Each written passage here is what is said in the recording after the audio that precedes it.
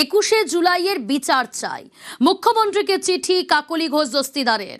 মূল নিশানায় মমতা বন্দ্যোপাধ্যায়। মনীশ গুপ্তকে টেনে মমতাকে নিশানা কাকলি ঘোষ দস্তিদারের।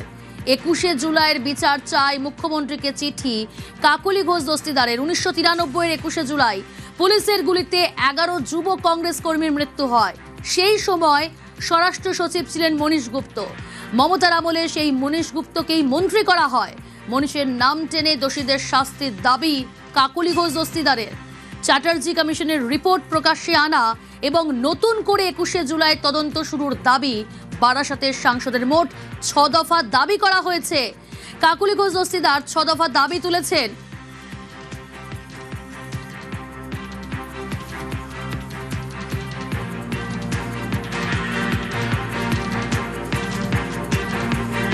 চিঠির বয়ান দেখে অনেকেই মনে করছেন তার মূল নিশানায় মমতা বন্দ্যোপাধ্যায়, কারণ তিনি মনীশ গুপ্তের প্রসঙ্গ তুলে মমতাকে তীব্র আক্রমণ করেছেন এবং তিনি যেটা একদম শুরু থেকে বর্ণনা করেছেন যে 1993 সালের 21শে জুলাই এসপ্ল্যানেডে গুলি চালানো হলো, 13 জন যুব কংগ্রেসের কর্মী মারা গেলেন। এই সময় যারা যারা দায়িত্বে ছিলেন তাদের প্রসঙ্গ তুলেছেন এবং সেটা মনে করছে এখানেই তিনি লিখেছেন যে এই সময় মুখ্যমন্ত্রী ছিলেন জ্যোতি বসু, তার হাতেই ছিল হোমের দায়িত্ব অর্থাৎ স্বরাষ্ট্র দপ্তরের দায়িত্ব, কিন্তু বুদ্ধবাবু তথ্য সংস্কৃতি দপ্তরের মন্ত্রী ছিলেন, কিন্তু পুলিশের বিষয়টি তিনি দেখতেন। এবং বিমান বসু ছিলেন সিপিএম এর নেতা, রাজ্য সম্পাদক সিপিএম এর, এবং সেই সময় স্বরাষ্ট্র সচিব ছিলেন মনীশ গুপ্ত। কাকলি ঘোষ দস্তিদার যেটা লিখেছেন, 21শে জুলাইয়ের দোষীদের আজও বিচার হয়নি। মন্ত্রী, আমলা এবং পুলিশ অফিসারদের বিরুদ্ধে কোনো পদক্ষেপই করা হয়নি। চ্যাটার্জি কমিশনের সুপারিশ সত্ত্বেও সেই সময় স্বরাষ্ট্র সচিব মনীশ গুপ্তকে গ্রেফতার করা হয়নি বা তার বিরুদ্ধে কোনো তদন্ত হয়নি। উল্টে তৃণমূল সরকার তাকে ক্যাবিনেট মিনিস্টার বানিয়েছিল এবং তারপর রাজ্যসভায় পাঠিয়েছিল সাংসদ করে। এইটাই কাকলি ঘোষ দস্তিদার যেটা লিখেছে, এইটা কেন হচ্ছে, কেন এতদিনও বিচার মিলবে না? কারণ সেই সময় যে কমিশন বসেছিল, জাস্টিস সুশান্ত চ্যাটার্জির কমিশন, সেই কমিশন স্পষ্ট করে বলেছিল এই গুলি চালানোর ঘটনা বিনা প্ররোচনায়, বিনা প্রয়োজনে একটা অসাংবিধানিক বলে এই ঘটনাকে চিহ্নিত করেছিল এই কমিশন, যে এটা কোনো কোনো ক্ষেত্রে জালিয়ানওয়ালাবাগের নৃশংসতাকেও ছাপিয়ে গিয়েছে। এইরকম একটা ঘটনার বিচার মিলবে এই আশা নিয়ে পরিবর্তন হয়েছিল 2011 সালে, কিন্তু তারপর সেই পরিবর্তনের পর এই বিচার আজ পর্যন্ত মেলেনি। তার মাঝখানে কেটে গেল প্রায় 15 বছর। সেইখানেই কাকলি ঘোষ দস্তিদারের দাবি এই কমিশনের যে রিপোর্টটা সেটাকেও সামনে আনা হোক, কারণ কমিশনের রিপোর্টে নাকি বলা হয়েছিল যে 21শে জুলাইয়ের যেসব ক্রিটিক্যাল ফাইল সেগুলো নাকি লালবাজার এবং রাইটার্স থেকে মিসিং। সেই রিপোর্টটাকেও সামনে আনা হোক এবং সেই কমিশনের রিপোর্টে স্পষ্ট করে বলে দেওয়া হয়েছিল কারা কারা দোষী এর জন্য, তাদের বিরুদ্ধে পুলিশ এবং আমলা এবং আরো কারা কারা কাদের বিরুদ্ধে অ্যাকশন নিতে হবে, সেই সুপারিশও করা হয়েছিল। তারপরেও কোনো পদক্ষেপ করা হয়নি। এর পিছনে রাজনৈতিক উদ্দেশ্য দেখছেন কাকলি ঘোষ দস্তিদার।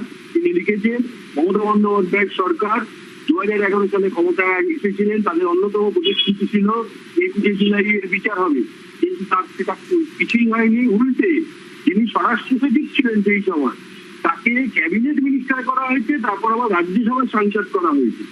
সেই জন্য কাকলি ঘোষ দস্তিদারের দাবি যে এই কেস আবার রিওপেন করা হোক, ঠিক মতো চার্জ দেওয়া হোক, চার্জ দিয়ে যারা যারা অভিযুক্ত বা যারা যারা দোষী তাদের বিরুদ্ধে ব্যবস্থা নেওয়া হোক এবং কমিশন যে রিপোর্ট পেশ করেছিল, রিপোর্ট সাবমিট করেছিল সেই সময়, সেটাকে প্রকাশ্যে আনা হোক, তাহলেই বোঝা যাবে তারা সেই সময় দোষী ছিল।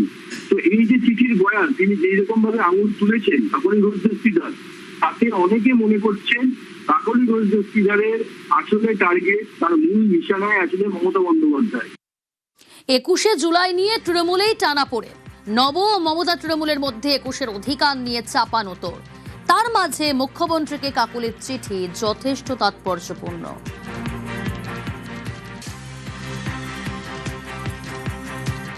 21শে জুলাই আমরা জানি তৃণমূলের একটা প্রায় অ্যানুয়াল একটা অনুষ্ঠানে পরিণত হয়েছিল। প্রতি বছরই অত্যন্ত ধুমধাম করে তৃণমূল 21শে জুলাই পালন করছে এবং 21শে জুলাই নিয়ে তাদের আবেগে শেষ ছিল না। অনেকদিন আগে থেকে মঞ্চ বাঁধার কাজ শুরু হতো, বিশেষ করে তৃণমূল ক্ষমতায় আসার পর থেকে এই 21শে জুলাই একটা অনুষ্ঠানটা একটা বিরাট মাপের অনুষ্ঠান হতো। হ্যাঁ, মহা ধুমধাম করে 21শে জুলাই এর অনুষ্ঠান হতো এবং সেখান থেকে তৃণমূলের দাবি তারা এটা এইভাবেই শহীদ দিবসটা তারা পালন করতো, 21শে জুলাই শহীদদের তারা স্মরণ করতো। কিন্তু সেই 21শে জুলাই সেখানেই কাকলি ঘোষ দস্তিদার একদম সেখানেই আঘাত করেছে। তিনি যেটা চিঠিতে লিখেছেন যে 21শে জুলাই যে এই আবেগ, এই যে 21শে জুলাই দোষীরা শাস্তি পাবে, এই আশাটা তো ছিল, পরিবর্তন তো 2011 সালে হয়েছিল, সেই আশাটা তো করা হয়েছিল। এই শহীদদের পরিবার এতদিনে কি পেল? তারা তো দেখতে পেল যে যেখানে যাদের বিরুদ্ধে অভিযোগ, যার বিরুদ্ধে অন্যতম যার বিরুদ্ধে আঙুল উঠেছিল সেই মনীশ গুপ্ত, এই সময় যিনি পররাষ্ট্র সচিব ছিলেন, সেই মনীশ গুপ্তকে মমতা বন্দ্যোপাধ্যায়ের আমলে মন্ত্রী করা হলো, ক্যাবিনেট মিনিস্টার হলেন তিনি, তারপর তিনি রাজ্যসভার সাংসদ হলেন। তাহলে এই যে যারা নিজেদের ছেলেদের হারালো, নিজের পরিবারের সদস্যকে হারালো, যারা 21শে জুলাই যাদের প্রাণ গেছিল 1993 সালে, তাহলে তাদের পরিবারের লোকেরা তাহলে কি পেল? এই প্রশ্নটাও কিন্তু এই চিঠিতে মুখ্যমন্ত্রীকে যে চিঠিটা দিয়েছেন কাকলি ঘোষ দস্তিদার, সেখানে তিনি এই প্রশ্নটা করেছেন এবং তিনি তাদের কথা মনে করিয়ে দিয়ে বলেছেন যে তাদের বিচার চাই, 21শে জুলাই এর বিচার চাই, নইলে তাদের সাথে বিচ্ছে করা হবে। এই যে যারা তাদের সেদিনটা প্রাণ গেছিল তাদের সঙ্গে বিচ্ছে করা হবে। এই কারণে 21শে জুলাইয়ের বিচার চাই এবং কমিশন যে বসেছিল সেই কমিশনের রিপোর্টে প্রকাশ্যে আনা হোক, এই দাবিও কাকলি ঘোষ দস্তিদার করেছেন। তার এই চিঠির বয়ান থেকে তিনি যেভাবে মনীশ গুপ্তের বিষয়টিকে সামনে এনে সেদিন সেই সময় ঘটনা বলেছেন, তারপর ধাপে ধাপে তৃণমূলের আমলে যে কিছুই করা হয়নি সেই অভিযোগ তুলেছেন, সেটা থেকে অনেকে মনে করছেন আসলে কাকলি ঘোষ দস্তিদারের নিশানায় হয়তো মমতা বন্দ্যোপাধ্যায়।